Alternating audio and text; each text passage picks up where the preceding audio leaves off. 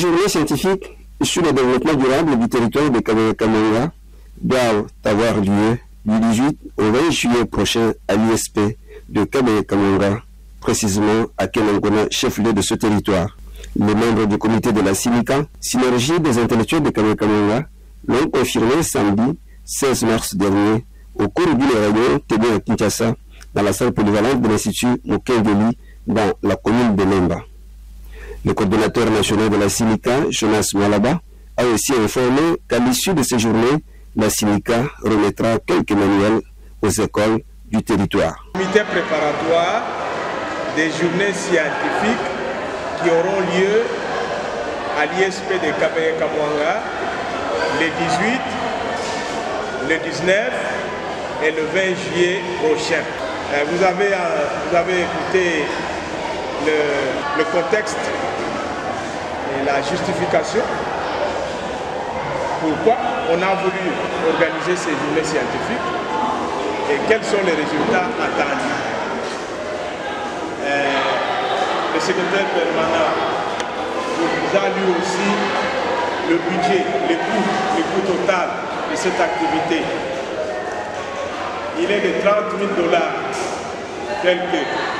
Mais je voudrais dire en assemblée que dans ces 30 000 $, il est demandé à l'association, la Synergie des intellectuels de Kabaya-Kamanga, de contribuer à la hauteur de 1 860 $.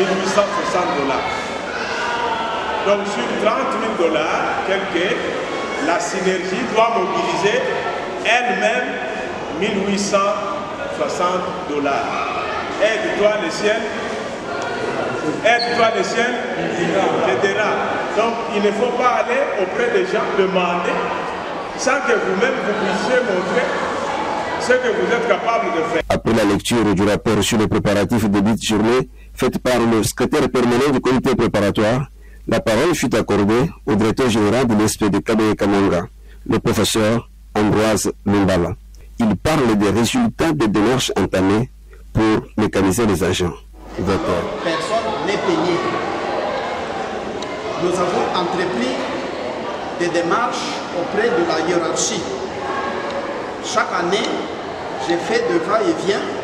Donc je suis entre Kabaya-Kamanga et Kinshasa. Ça, je ne l'avais pas dit dans mon introduction ici. Donc je suis à cheval entre Kabaya-Kamanga et Kinshasa. L'année passée, au mois de septembre, j'étais ici. J'ai fait plus ou moins un mois.